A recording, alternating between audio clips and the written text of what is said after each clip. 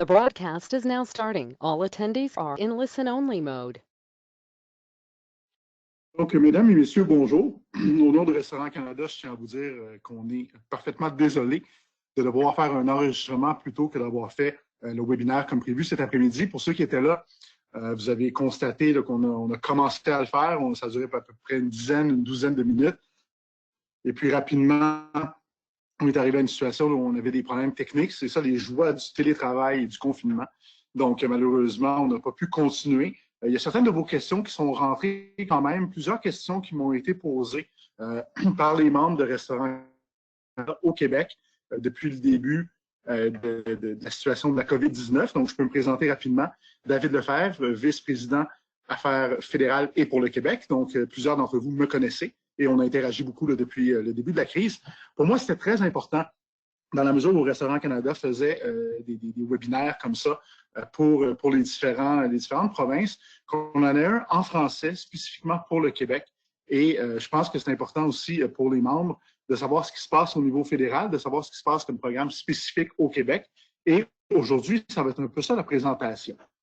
Avant de passer directement aux questions gouvernementales, aux différents programmes, je vais vous présenter certaines données qui ont été colligées par Restaurant Canada depuis quelques mois.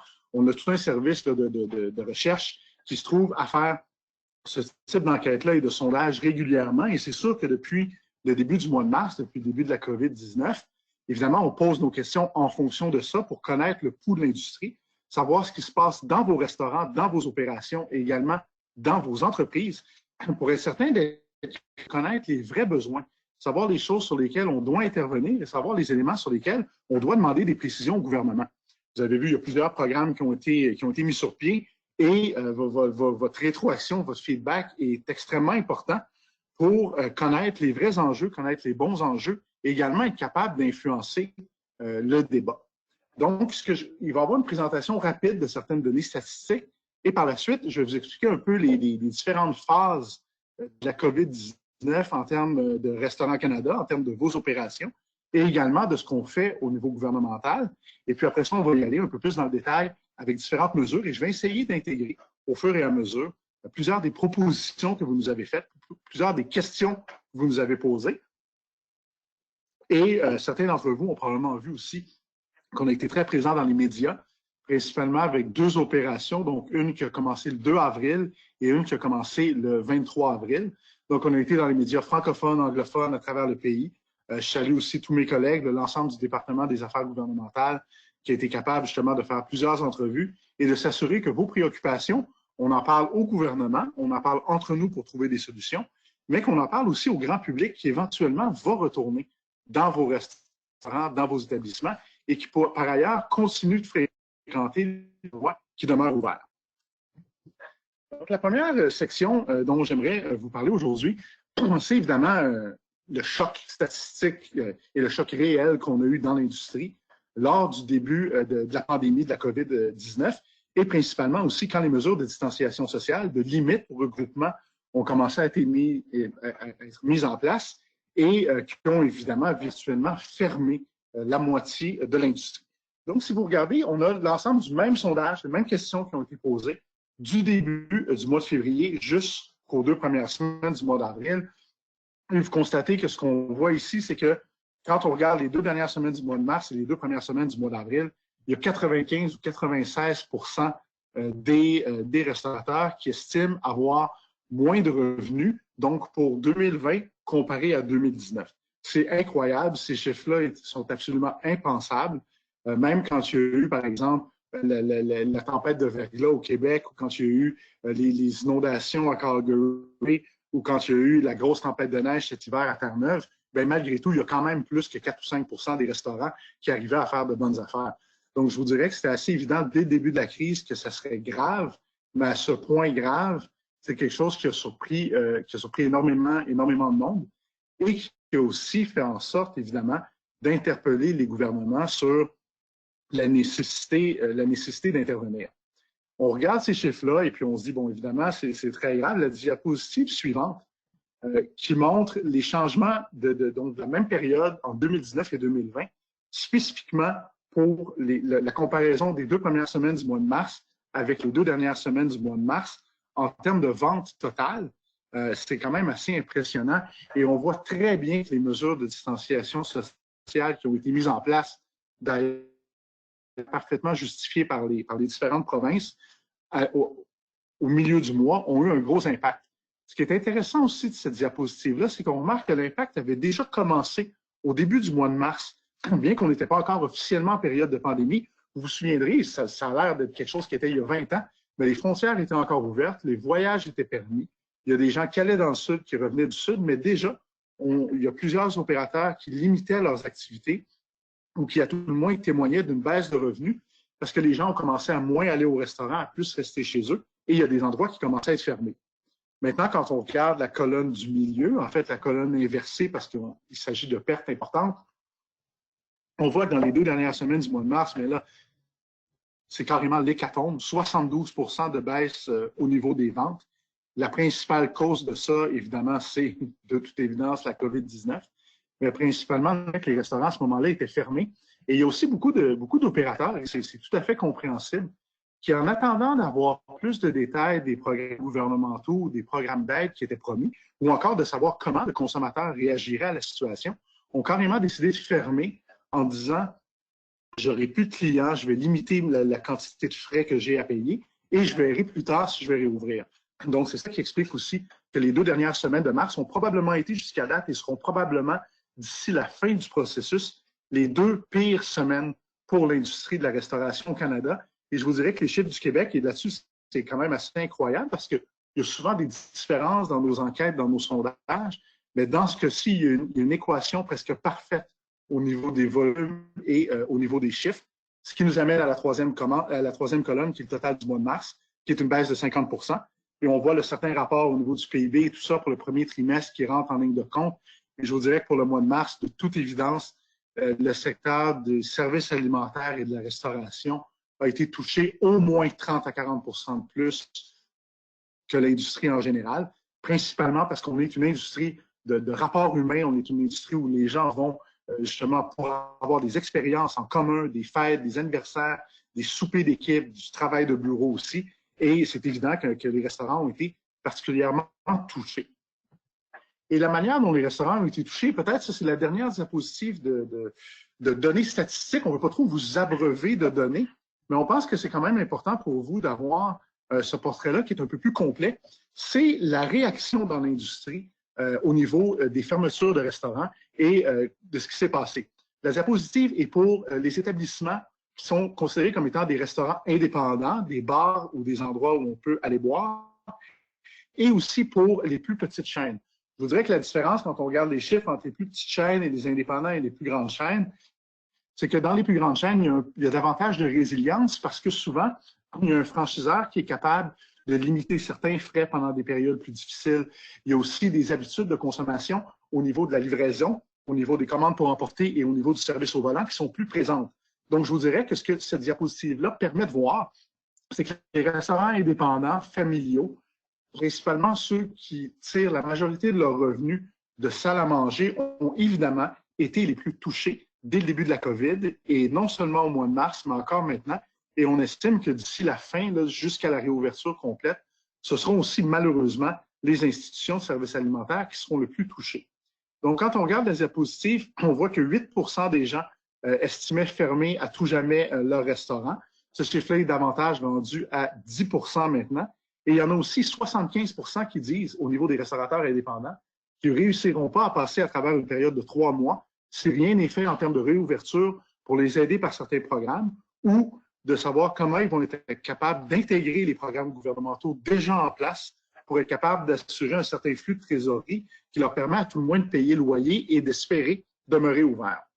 Et je vous dirais que ces chiffres-là, chez Restaurants Canada, malheureusement, ne nous ont pas surpris parce que selon les modèles qu'on avait développés en termes de scénario, c'était entre le scénario le plus pessimiste et le scénario moyen qui était ce qu'on avait évalué. Donc, ça, c'est simplement pour faire le portrait, pour vous montrer un peu les données statistiques et ce qui a aussi motivé l'organisation de notre travail, parce que assez rapidement, on a compris qu'il allait y avoir différentes phases à cette crise-là. C'est-à-dire qu'on aurait pu être dans une situation de demander une quinzaine de nouveaux programmes en même temps, une vingtaine de nouveaux programmes. Et ce qui était important, c'était d'être capable de présenter les choses à la fois à vous, les membres, à la fois à l'ensemble de l'industrie, aussi au gouvernement et à nos partenaires, d'être capable de présenter une espèce de présentation par phase. Parce qu'on ne s'en souvient pas, puis comme j'ai dit tout à l'heure, on a l'impression que ça fait une vingtaine d'années, mais il y a eu une période au Canada, au début du mois de mars, où on a décidé de fermer les frontières. Les gens ne savaient pas trop où est-ce qu'on s'en allait avec ça. Donc, Restaurant Canada, nos premières interventions, ça a été exactement à cette période-là. On a travaillé sur 3 choses. Donc, premièrement, avec le gouvernement fédéral, s'assurer que les frontières restaient ouvertes pour le transport des biens et des éléments essentiels, y compris la nourriture. On peut s'imaginer la conséquence de la COVID-19 qui arrive en plein à la fin de l'hiver, à la pire période pour les stocks et l'entreposage de la nourriture au Québec, si la frontière américaine avait été complètement fermée. Et donc, ça a été très important pour nous que cette frontière-là reste ouverte, principalement au camionnage, et qu'il n'y ait pas trop de processus et de protocoles de manière à ce que l'échange de biens puisse se faire et que le secteur de la restauration puisse être approvisionné. Ceux sur l'appel qui dirigent des chaînes ou qui sont des franchisés, vous comprendrez très bien qu'il y a beaucoup de l'approvisionnement qui est fait des 2 côtés de la frontière. Et évidemment, plusieurs restaurateurs indépendants, particulièrement l'hiver, dépendent des livraisons en provenance des États-Unis pour être capables d'approvisionner le restaurant. Ce qui m'amène au 3e point qu'on a vraiment travaillé beaucoup avec les provinces et là-dessus, surtout avec le Québec. On a voulu s'assurer dès le départ qu'il y avait une place pour la restauration dans les services essentiels, dans les commerces essentiels. Et je vous dirais qu'avec les gens à l'époque qui revenaient de quarantaine, qui étaient chez eux pendant des périodes de 14 ou 21 jours, incapables de sortir, les personnes âgées de 70 ans et plus à qui on conseillait, et on conseille toujours de ne pas sortir, et également les gens, les familles monoparentales, surtout qui ne pouvaient pas amener des enfants dans les épiceries, c'était très important que la livraison, que les services alimentaires de restaurants soient là pour eux. Le Québec a été précurseur, première province à reconnaître les services alimentaires, services au volant, commande à emporter et livraison comme service essentiel. Et vous voyez, ça fait tache d'huile, l'ensemble des provinces sont reconnues. C'est sûr que ces ventes-là ne peuvent pas remplacer les ventes qui sont faites en salle à manger, mais au moins, ça a permis de continuer d'exister et de développer certaines autres manières de continuer de faire des affaires. Et il y a même des restaurants indépendants qui ont réussi à réouvrir grâce à ça. Une question que j'ai eue fréquemment de la part de certains membres, c'est de dire comment on doit présenter les success stories, par exemple, aussi avec le discours comme quoi ça va mal dans l'industrie et tout ça. Je vous dirais que Restaurant Canada, on a vraiment présenté le portrait statistique tel qu'il est, avec les réussites, avec les problèmes, mais aussi on a évidemment insisté sur le fait que 96% des restaurateurs ont vu leur revenu diminuer par rapport à l'année précédente, ce qui a mis évidemment l'emphase sur la nécessité de mesures d'urgence. Les mesures d'urgence qui ont été mises en place, comme vous le voyez sur la diapositive, elles ont été de 2 ordres dès le départ. Donc, l'objectif Restaurant Canada, évidemment, c'était de s'assurer d'avoir des mesures pour vous, pour les entreprises, pour être capable de passer un peu à travers cette crise-là, ou à tout le moins d'avoir le luxe d'avoir assez d'argent pour attendre la fin de la crise, pour être capable de réouvrir comme il faut. Mais il fallait aussi s'occuper des travailleurs. Et ça a été très clair au niveau du gouvernement fédéral et du gouvernement du Québec dès le départ qu'il n'y aurait pas de solution seulement pour les entreprises. Donc, la prestation canadienne d'urgence qui a été mise en place en premier, qui est le bénéfice individuel imposable le plus important du gouvernement, le fameux 2 000 $ par mois dont tout le monde entend parler depuis 6 semaines, qui a été mis en place très, très rapidement. Je vous dirais que c'est un des programmes complets qui a été mis en place le plus rapidement dans l'histoire moderne du gouvernement canadien. Et bien qu'il y ait eu des problèmes là, au niveau de l'instauration du programme, il faut quand même leur remettre et leur donner le crédit pour ce qu'ils ont réussi à accomplir. Maintenant, ce programme-là, comme vous le savez, vise à donner 2 000 $ par mois aux gens qui ont perdu leur emploi à cause de la COVID-19 ou qui sont dans des entreprises où il n'y a pas suffisamment d'heures à leur donner pour travailler. Le premier problème qu'on a remarqué, et c'est des questions qu'on a eues fréquemment, et c'est une question que j'ai encore vue ce matin de la part d'un d'entre vous, justement par message texte, c'est bien important de comprendre que la prestation canadienne d'urgence, elle est uniquement pour les employés qui ont perdu leur emploi. Ce n'est pas pour les gens qui quittent volontairement leur emploi. À ce chapitre-là, la PCU est exactement comme le programme d'assurance emploi régulier, c'est-à-dire que les gens qui quittent volontairement leur emploi ou qui ont un congé ou qui décident simplement de ne pas se présenter au travail ne sont techniquement pas éligibles à la prestation canadienne d'urgence. Par contre, dans un désir d'aller rapidement, le gouvernement fédéral a décidé que c'était possible de faire une demande, même si on n'avait pas encore son document de cessation d'emploi. Ça ne veut pas dire que les gens qui l'ont fait et qui ont quitté volontairement vont continuer de recevoir l'argent. Premièrement, il y a des enquêtes qui sont faites et on a réussi à gagner que le programme soit à travers l'Agence de revenus du Canada, qui est aussi à même de contrôler l'ensemble des autres revenus des gens, y compris des entreprises. Mais c'est certain que ces processus-là vont permettre d'identifier les fraudeurs et vont permettre d'identifier les gens qui, eux, ne font pas nécessairement de la fraude, mais qui ont volontairement quitté leur emploi et qui ne sont pas éligibles à la prestation. Et ces gens-là sont susceptibles de devoir rembourser, payer des intérêts et éventuellement même d'avoir d'autres types d'amendes et de pénalités. Donc, c'est bien important pour nous que le gouvernement mette en place un programme d'urgence pour les travailleurs, mais que ce ne soit pas une compétition pour le travail salarié. Je vous dirais que ça a été un bon succès sur le plan technique et sur le plan légal. On a même eu le premier ministre Trudeau mentionner cet élément 2 fois dans ses déclarations quotidiennes. Par contre, c'est certain que l'industrie n'a pas été à l'abri de gens qui ont pensé qu'ils pouvaient quand même quitter volontairement leur travail. Et on espère que dans la prochaine année, cette situation-là va arriver moins souvent. D'autres choses sur lesquelles on a travaillé pour améliorer la prestation canadienne d'urgence, c'est que pour y avoir accès, un employé devait avoir gagné au moins 5 000 dans les 12 derniers mois. L'idée de faire ça comme ça, c'est pour que ce soit les gens qui travaillaient et qui avaient quand même certains revenus qui puissent avoir le plus d'avantages de la PCU parce que c'est eux qui en ont véritablement besoin. Et l'autre chose sur laquelle on a travaillé et qu'on a réussi, c'est que les gens sur la PCU puissent quand même faire un peu d'argent. Parce que le problème, c'est que le programme, c'était 2 000 ou rien. Donc, il y a des gens de 2 000 pour un travail qui est un peu plus au salaire minimum. Et s'ils étaient à temps partiel, ça peut être intéressant de rester chez eux plutôt que de retourner au travail.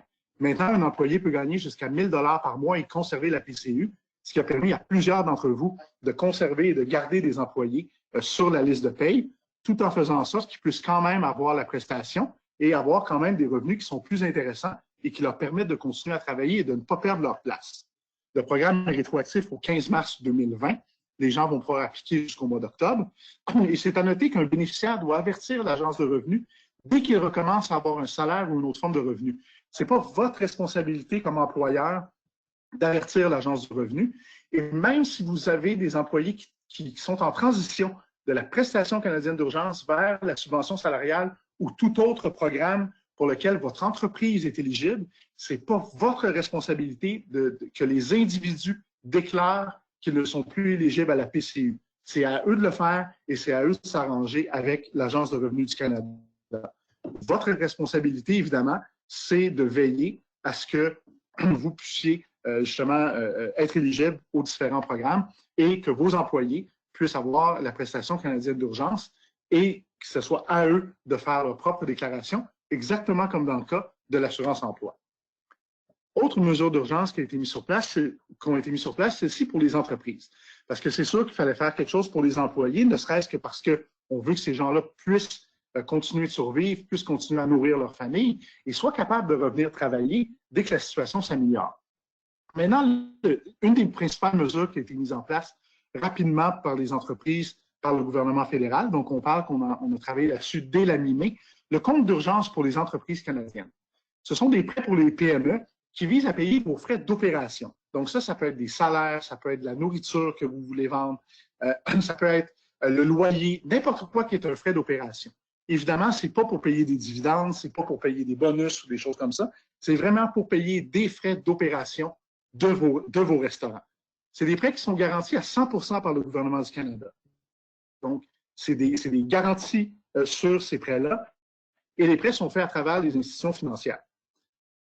Les prêts pour les employeurs ayant une masse salariale entre 20 000 et 1,5 million, quelque chose sur lequel on a travaillé aussi à l'origine, c'était entre 50 000 et 1 million. Donc, on a réussi à étendre le programme à la fois pour les très petits restaurants et à la fois pour les surfaces qui sont un peu plus grandes et un peu plus importantes. Et je vous dirais qu'avec le 1,5 million, selon nos données qu'on a vérifiées auprès de Statistique Canada, 7% des opérateurs de restaurants se qualifient sur cette base-là au programme. Évidemment, il faut avoir été en au 1er mars 2020. Donc, l'idée, ce n'est pas d'être capable de partir un restaurant pendant la COVID et de bénéficier de ce type de prêt. Et on a réussi à l'étendre aussi pour les bars et les débits de boissons qui, généralement, sont exclus de toutes les mesures de la Banque de développement du Canada. Les institutions financières donc, donnent le prêt, Et si le prêt est remboursé en entier avant le 31 décembre 2022, il y a 25 donc 10 000 du prêt qui devient une subvention. Donc, il faut bien comprendre, en fait, qu'il y a 25 du prêt qui se trouve à vous être gracieusement remis dans la mesure où c'est remboursé. Pour les opérateurs qui ne seraient pas capables de le rembourser avant le 31 décembre 2022, et excusez-moi, il y a une petite erreur sur la diapositive, c'est 2022 et non 2020, ce qui reste à payer va devenir un prêt à 5 d'intérêt sur 3 ans. On a travaillé avec la Banque de développement du Canada pour une autre mesure d'urgence, un programme de crédit et une aide de flux de trésorerie un peu plus important, qui est, lui, jusqu'à 6,25 millions de dollars. Mais par contre, il y a des conditions un peu plus difficiles à remplir, et qui sont remplies. Je connais plusieurs opérateurs, à la fois au Québec et dans le reste du pays, qui bénéficient de ce programme. C'est qu'il faut déjà être un client à la Banque de développement du Canada. Donc, il faut penser que c'est des entreprises qui ont un volume d'affaires qui est déjà un peu plus grand. Et sur le programme, il y a 80 du prêt qui est garanti par la Banque de développement du Canada. Cet argent, encore une fois, peut seulement être utilisé pour des dépenses d'opération, donc pas pour payer des bonus, des choses comme ça, mais pour payer des salaires, pour payer des frais d'entretien, pour payer des gérants que vous gardez, pour payer des gens avec qui vous faites de la formation, et aussi pour payer certains fournisseurs, parce qu'il ne faut pas se cacher, il y a plusieurs fournisseurs que ça a été difficile de les payer, surtout au mois de mars. Donc ça, c'est l'ensemble des premières mesures d'urgence qui ont été faites au niveau fédéral. Et par la suite, on est passé en mode de continuité des affaires et de mesures moyen terme. Donc, deux mesures, je vais en parler rapidement parce que ces mesures-là, vous les connaissez bien parce qu'on en entend beaucoup parler ces jours-ci. La première, c'est la subvention de réduction du loyer pour les PME qui ont été mis sur place pour les loyers commerciaux, donc jusqu'à 75 %. Le programme est en train d'être finalisé, est en train d'être ficelé avec les provinces et aussi auprès du gouvernement fédéral. Et l'objectif de ce programme-là, c'est de permettre le maintien pour à tout le moins les mois d'avril, mai et juin, d'avoir un soutien et une aide pour payer les loyers. Donc, vous voyez sur la diapositive que la manière dont les frais sont séparés, c'est que l'opérateur, c'est-à-dire vous, paye 25 %, le gouvernement fédéral va payer 25 %, le gouvernement provincial 25 % et votre propriétaire va devoir assumer 25 % des coûts. La façon dont ça fonctionne, c'est que votre propriétaire consent à une réduction de 75 % de votre salaire, dont le 2/3, soit 50 %, vont devenir une subvention pour le loyer commercial et payé, comme je vous le disais, par le 25 % du fédéral et le 25 % du provincial. On attend des détails sur ce programme-là. Donc, c'est un programme qui a été annoncé par le premier ministre Justin Trudeau la semaine dernière et on attend évidemment de voir les détails de ça. Pour l'instant, on sait que c'est pour les locataires qui ont 50 000 $ et moins en termes de bail par mois et ça va être le bail global. Donc, ça peut inclure certains frais au-delà de simplement le frais de location de l'immeuble. Et ce sera pour les entreprises qui ont une chute de revenus de plus de 70 %. Le programme de subvention salariale, maintenant, qui je dirais à date est probablement le programme le plus populaire auprès des petites et moyennes entreprises canadiennes, y compris dans le secteur de la restauration, c'est pour les gens qui ont une chute de revenus de 30 15 % si on prend le mois de mars, donc comparé une année à l'autre, qui vont être éligibles à une subvention salariale 75 % des salaires versés. On vous a fait parvenir depuis quelques semaines les détails et justement les développements de ce programme-là. Ce sur quoi on a particulièrement travaillé à Restaurant Canada, c'est que, évidemment, il y a des nouveaux restaurants qui naissent chaque jour et c'est quelque chose qui est important dans notre industrie. Donc, pour s'assurer que la moyenne des mois de janvier et de février 2020 puisse aussi être utilisée, le calcul d'éligibilité du 30 % ou du 15 % en mars, pour être certain qu'un maximum puisse y participer. On s'est aussi assuré que la subvention salariale soit rétroactive au 15 mars et qu'elle soit en place jusqu'au 3 octobre. Pas que pour l'instant, ce soit vraiment dans les cartes du gouvernement, mais il y a possibilité d'augmenter la prestation et qu'elle soit de plus que 12 semaines, dépend de comment vont fonctionner la réouverture des restaurants et comment va fonctionner la réouverture de l'économie. Donc, on s'est simplement gardé une porte de sortie auprès du gouvernement pour être capable de revenir à la charge pour que ces mesures-là continuent, alors qu'on passe de mesures de moyen terme à plus long terme. Et en terminant, c'est une question que j'ai eue fréquemment cette semaine, et il y a quelqu'un d'ailleurs qui avait déjà commencé à l'écrire cet après-midi, quand on a commencé le webinaire, qui a malheureusement été interrompu. Un employé ne peut pas avoir la subvention salariale et la prestation canadienne d'urgence en même temps. C'est possible de terminer un et de commencer l'autre tout de suite. Pas possible d'avoir les deux en même temps. Encore une fois, ce n'est pas votre responsabilité de le déclarer au niveau de la PCU. C'est l'employé qui doit le faire. Mais si les employés vous posent des questions, vous pouvez leur dire que ce n'est pas possible. Évidemment, dans la majorité des cas, la subvention salariale de 75 plus le 25 que vous allez payer va être supérieure à ce que la PCU aurait été. Donc, c'est aussi un incitatif pour que vos employés continuent à être au travail. Je dirais au niveau fédéral, ça fait pas mal de portraits en ce moment de ce qui est fait. Je vous dirais qu'à Restaurant Canada, ça me fait vraiment plaisir de travailler sur ces choses-là parce que c'est vraiment le feedback qu'on a de votre part, c'est que c'est des mesures importantes quand on s'en va dans le domaine moyen terme, également pour être capable de survivre jusqu'à ce que l'industrie. Parce que je voudrais que notre principal défi en ce moment, la principale chose qu'on veut, c'est d'être capable de se battre pour vous et d'être capable de faire en sorte que le plus possible soit capable de passer à travers et soit capable de recommencer quand les mesures de distanciation sociale et de rassemblement vont pouvoir être levées. Les différentes provinces canadiennes ont également mis sur pied certains programmes et je vous dirais que la province, honnêtement, qui a mis le plus de programmes sur pied, ça a été la province de Québec pour plusieurs raisons. On ne sera pas de cachette, l'État québécois est plus gros que la majorité des autres provinces. D'ailleurs, dans des champs de compétences partagés avec le gouvernement fédéral, il y a plusieurs éléments où le Québec fait plus que le gouvernement fédéral, fait certainement plus que la majorité des autres provinces. Donc, le Restaurant Canada, puis moi en particulier, on y a vu une opportunité tout de suite d'aller chercher du soutien provincial. Et je vous dirais que dès le début, le maintien de la restauration parmi les services essentiels est quelque chose sur lequel on a activement travaillé. On a réussi à l'avoir pour la livraison des commandes pour emporter les services et on a réussi à l'avoir non seulement pour les travailleurs essentiels, mais aussi pour l'ensemble des travailleurs et l'ensemble des gens. Ce qui fait que depuis le début de la crise, tous les restaurants qui sont capables de faire de la livraison ou de servir des commandes à emporter ont été capables de continuer à faire le travail. C'est sûr qu'il y a eu une chute des revenus énorme au mois de mars, particulièrement les 2 dernières semaines de mars, mais je vous dirais que les échos qu'on a depuis le début avril, moi, les échos que j'ai en tout cas au Québec, particulièrement de ceux qui ont été capables de se revirer et d'organiser des nouveaux systèmes de livraison, ça a bien fonctionné. Même au niveau de ceux qui font affaire avec les Uber Eats, Foodora ou des choses comme ça, donc qui payaient des gros frais de commission, se sont rendus compte qu'ils étaient capables d'organiser un service de livraison qui était beaucoup plus rentable que ça. Et c'est justement quelque chose qui a permis à plusieurs opérateurs, je dirais, de survivre et d'être capables d'avoir des liquidités pour les employés, payer certains fournisseurs et également profiter de l'aide fédérale pour être capable d'avoir un modèle qui, évidemment, n'est pas parfait, qui est loin des revenus qu'il y avait auparavant, mais qui au moins donne une espèce de modèle d'affaires qui est capable à tout le moins de survivre et que quand l'industrie va repartir, ceux qui ont réussi à faire ces transitions-là vont être d'autant mieux équipés pour être capables de continuer de travailler dans les nouveaux modèles. Au Québec, c'est une question qui m'a été posée très souvent. Qu'est-ce qu'il y a comme aide aux PME? Qu'est-ce qu'il y a comme aide justement dans la province?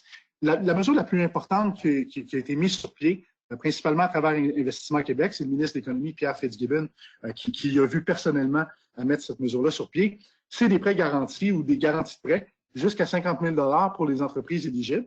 Donc, on parle d'entreprises qui ont des listes de paie au Québec, qui ont un chiffre d'affaires au Québec et qui sont capables de prouver qu'ils ont un potentiel de revenus. Et pour les restaurants, c'est sûr que souvent, la marge de profit n'est pas très élevée, mais c'est certain aussi qu'il y a généralement des revenus réguliers qui rentrent. Parce que, aussitôt que le restaurant est ouvert, aussitôt qu'il y a une commande, bien, ça se trouve à être un revenu, ça se trouve à être de l'argent qui rentre. Donc, de prouver les revenus dans l'industrie de la restauration, c'est souvent difficile de prouver une très bonne rentabilité, mais d'être capable de prouver les revenus, c'est relativement faisable. Donc, à ce moment-là, ce programme d'aide-là, je vous dirais qu'il y a des dizaines, si ce n'est pas des centaines d'entre vous qui en profitent déjà au Québec. L'autre chose sur laquelle on a travaillé, parce que c'était très clair dès le départ, vu vos interventions, vos questions et également vos inquiétudes. Oui, mais si mon restaurant est fermé, qu'est-ce que je fais avec tous les comptes qui me tombent sur la tête? Hydro-Québec, les taxes, les impôts et quoi que ce soit. Donc, tout de suite, évidemment, c'est sûr qu'on aurait préféré des annulations de taxes, des annulations de comptes d'hydro, mais on est rapidement allé travailler pour permettre des retards de paiement sans pénalité. Donc, c'est important de le mentionner qu'Hydro-Québec y a consenti pour 3 mois Revenu Québec a consenti pour l'impôt commercial, si je ne me trompe pas, jusqu'à la fin août, début septembre. Et les taxes foncières ont été retardées de plusieurs mois à Montréal, Québec et Laval, y compris pour le secteur commercial. Il y a plusieurs autres provinces au Canada qui ont seulement fait des retards de taxes ou des reports de taxes municipales pour les résidences, mais on a réussi, Restaurant Canada, très rapidement à le faire également au niveau des taxes commerciales. Et je vous dirais que déjà, quand on a un loyer à payer, que déjà, quand on a plein de comptes qui nous tombent sur la tête, si on peut retarder de 2-3 mois le compte de taxes, c'est déjà bien. Malheureusement, évidemment, ce n'est pas suffisant parce qu'on peut quand même juste dire que ça retarde certaines faillites ou ça retarde certains problèmes.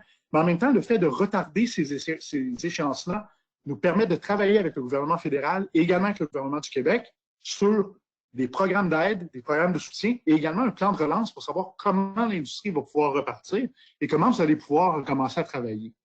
Et un des programmes qu'on a réussi à mettre sur pied avec le gouvernement du Québec, également avec d'autres partenaires, d'autres associations, c'est un 100 $ par employé par semaine pour maintenir et favoriser le maintien en emploi.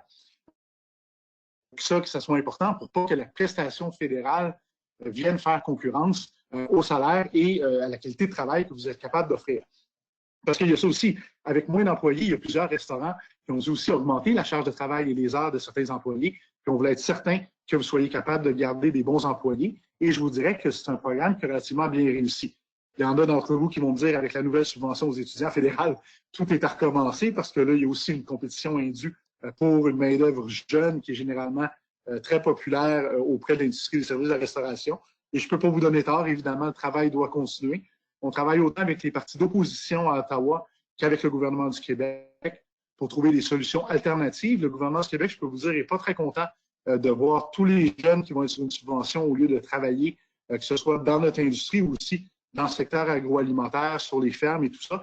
Donc, je vous dirais qu'il y a de l'écoute gouvernementale là-dessus et on continue à avancer. Évidemment, en termes de perte de gars d'affaires gouvernementales qui s'occupent de ces dossiers-là, les programmes gouvernementaux m'intéressent. Ça m'intéresse de voir comment on peut donner un coup de main aux opérateurs dans la période de la COVID-19, comment on peut réussir à trouver une façon de vous aider. Mais la vraie raison pour laquelle je suis à Restaurant Canada, c'est pas pour inventer des programmes gouvernementaux pour trouver une façon d'aider l'industrie. On le fait parce que c'est une période de temps de crise, et on représente toujours vos intérêts par rapport à ce que les gouvernements font. Mais l'objectif, c'est d'arriver à ce que vous puissiez faire vos affaires, faire votre business, être capable d'avoir vos clients, innover, continuer de faire vos processus et d'être capable d'aller chercher un vrai volume d'affaires, des vrais revenus, faire des vrais profits et puis être capable de développer le secteur. Puis d'ailleurs, moi, ça me fend le cœur, la COVID-19, parce que je suis choyé à Restaurant Canada de représenter le Québec. J'ai rien contre les autres provinces, mais on est vraiment une province où il y a de l'innovation en matière culinaire, que ce soit dans la formation, dans les recettes, au niveau du tourisme, c'est tout à fait extraordinaire. C'est cet élan-là, c'est cet élan-là qui a été brisé et qu'on espère qu'on va être capable de relancer rapidement en toute sécurité. J'ai eu beaucoup de questions cette semaine parce qu'évidemment, le programme de relance a été annoncé par le gouvernement du Québec. Donc, lundi 27 avril, on a annoncé les écoles. Mardi 28 avril, donc hier, là, si vous écoutez le webinaire, la journée de son enregistrement. Donc, le programme de relance a été annoncé. Et donc, évidemment, les restaurants viendront dans une deuxième phase. Donc, la première phase, c'était attendu. Ça allait être le secteur manufacturier, ça allait être le secteur de la construction, le secteur de la rénovation aussi. Et évidemment, tout ce qui demande des regroupements de personnes, de la distanciation sociale, va venir dans un deuxième stade. Vous avez remarqué, le premier ministre n'a pas parlé des restaurants hier au niveau de l'annonce, mais il n'a pas parlé non plus des gyms, des salons de coiffure, des salons de quai ou ces choses-là, qui sont des endroits où il y a beaucoup de trafic. Donc, en attendant, ce qu'on remarque aussi, vous avez remarqué, le premier ministre est un peu mal à l'aise de répondre à la question sur la restauration hier parce qu'il aurait bien voulu nous soutenir, il aurait bien voulu annoncer des dates, quitte à ce qu'elles doivent être changées. Mais la santé publique, il a dit, puis honnêtement, ce n'était pas nécessairement une mauvaise décision, avec tous les secteurs qu'on est en train de réouvrir, les régions qu'on veut réouvrir, on veut être certain là, que les gens ne comprennent pas que le message, c'est que tout est ouvert et qu'on s'en va partout. Donc, malheureusement, il faut ronger notre frein un peu. Mais comme depuis le début, on soutient la santé publique dans ces mesures et on veut être certain de réouvrir les opérations comme il faut, c'est certain qu'en ce moment, il faut continuer de travailler dans cette optique-là. Et on est mieux et c'est ce qu'on fait. La santé publique nous a soutenus depuis le début y compris la ministre de la Santé personnellement, pour qu'on maintienne les services de livraison et de commandes à emporter ouverts. Mais c'est définitivement quelque chose qu'on ne veut pas remettre en question. Maintenant, on a beaucoup de questions, puis vous m'avez envoyé plusieurs courriels sur comment ça va marcher la réouverture, qu'est-ce qui va se passer. Justin Trudeau, le gouvernement fédéral annonce toutes sortes de mesures, il y a des conférences de presse tous les jours au gouvernement du Québec, qu'est-ce qui va se passer? Bien, premièrement, ce que je tiens à vous dire, puis je ne sais pas si c'est inquiétant ou rassurant, mais c'est vraiment le gouvernement du Québec, à travers ces mesures d'urgence, qui est le maître d'œuvre à 100% de ces politiques-là. Le gouvernement fédéral peut faire des recommandations, émettre des guides sur comment ça devrait fonctionner ou quoi que ce soit, mais ultimement, tant qu'on est sous les mesures d'urgence du gouvernement du Québec, c'est le gouvernement du Québec qui décide quoi inclure dans ses services essentiels, comment réouvrir et quelles sont les conditions sous lesquelles ça doit se faire. Donc, évidemment, ça va se faire avec un processus de distanciation sociale, comme il existe actuellement, et aussi le processus de retour au travail des employés se fait à travers un accord avec la commission, donc la CSST, l'ancienne CSST, la CNESST maintenant. Le gouvernement du Québec a employé 300 personnes pour travailler là-dessus et tous les plans de réouverture d'industrie, donc pas nécessairement spécifiques à chaque entreprise, donc dans ce cas-ci à chaque restaurant, vont devoir passer par la CNESST et on travaille ce dossier-là avec le bureau du ministre du Travail. On travaille également avec Éric Girard, le ministre des Finances, pour pouvoir donner notre input, pour pouvoir expliquer dans le secteur de la restauration qu'est-ce que ça représente la réouverture, qu'est-ce que ça représente d'être ouvert à 50% d'occupation, qu'est-ce que ça représente d'être ouvert à 75% de l'occupation, qu'est-ce que ça représente de servir sur une terrasse, par exemple, en termes de volume d'affaires, en termes de défis, dans un objectif, évidemment, que le gouvernement comprenne, oui, le type de mesures et de soutien qu'il devrait apporter à l'industrie, mais aussi simplement pour être capable de faire des prévisions puis voir comment ça se passe. Et on travaille aussi sur le dossier avec le MAPAC, le ministère de l'Agriculture et des Pêcheries, parce que vous le savez, c'est eux qui viennent faire les inspections dans vos restaurants, c'est eux qui viennent vérifier la nourriture et tout ça. Donc, c'est certain qu'ils vont avoir un rôle prédominant à jouer dans tout ce qui va toucher les mesures sanitaires, que ce soit d'anciennes mesures sanitaires ou de nouvelles mesures sanitaires qui vont devoir être mises en place durant la réouverture après la COVID 2019. On parle beaucoup de ces programmes-là de continuité à Restaurant Canada parce que, bien qu'il y ait plusieurs phases, donc phase d'urgence de la COVID, réouverture et la nouvelle normalité, on pense que ça va prendre quand même un bon bout de temps avant de passer à travers le processus complet, ne serait-ce que parce que même si demain matin, vous étiez capable de réouvrir vos restaurants au complet, c'est certain qu'il va falloir travailler sur la confiance des consommateurs. De la même façon que pour des parents, c'est pas nécessairement évident de dire qu'en dedans de 2 semaines, on va renvoyer les jeunes dans les écoles, on va renvoyer nos enfants dans les écoles primaires. C'est pas nécessairement évident pour les gens qui vont avoir été confinés pendant 2 ou 3 mois de dire du jour au lendemain, oui, moi, je serais parfaitement à l'aise d'être dans un endroit où il y aurait 200 ou 300 personnes que je connais pas, que j'ai jamais rencontrées et tout ça.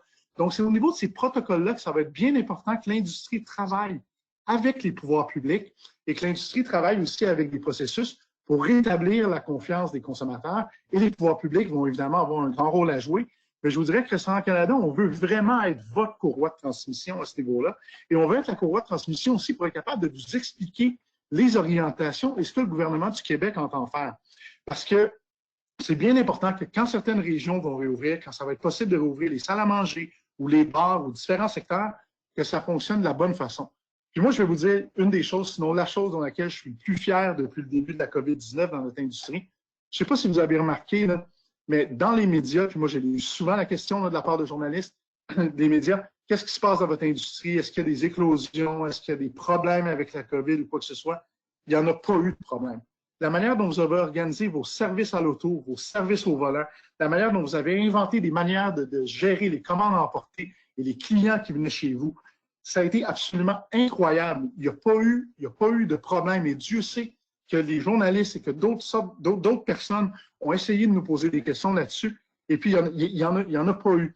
Donc, c'est quelque chose qu'on est vraiment fiers et vraiment contents du travail que vous avez fait parce que ça nous aide à discuter de la réouverture, ça nous aide à discuter des nouveaux programmes et comment ça va fonctionner parce qu'on est capable de vendre et de présenter cette expertise-là qui a été développée au Québec comme ailleurs dans les 6 ou 7 dernières semaines.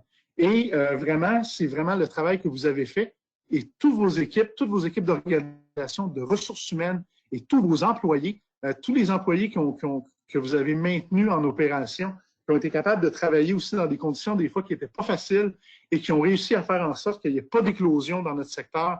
Je vous dire merci. Puis c'est vraiment, vraiment un très, très bon travail qui a été fait. Ça, c'est la bonne nouvelle, c'est que le Québec et notre secteur, on a bien travaillé dans ce domaine-là. Et Restaurant Canada, on peut prendre du crédit là-dessus, mais d'abord et avant tout, c'est ce que vous avez fait et ce que vos gens ont fait dans les restaurants. Maintenant, il faut bien comprendre que les salles à manger, ça va être plus compliqué. Les salles à manger, ça va être plus compliqué pour plusieurs raisons. Premièrement, parce qu'il y a beaucoup plus de trafic, beaucoup plus de gens par jour, et les gens restent sur place.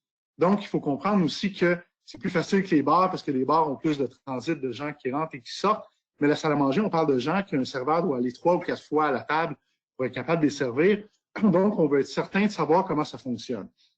Évidemment, il n'y a pas grand monde qui est intéressé à réouvrir un restaurant qui aurait l'air d'une salle d'hôpital avec des gens avec des masques, des salles de bain qui soient inaccessibles, besoin de se laver les mains aux 5 minutes ou des choses comme ça. Donc, on va être certain de faire les choses de la bonne manière et au cours des prochains jours, des prochaines semaines, on va vraiment, oui, discuter avec le gouvernement, mais aussi aller chercher votre point de vue. On est en train de finaliser un plan qui vient essentiellement du feedback qu'on a eu de l'industrie chez Restaurant Canada pour être capable de mettre les processus en place et être capable de développer des choses qui vont permettre une réouverture sensée parce que personne ne veut réouvrir pour refermer.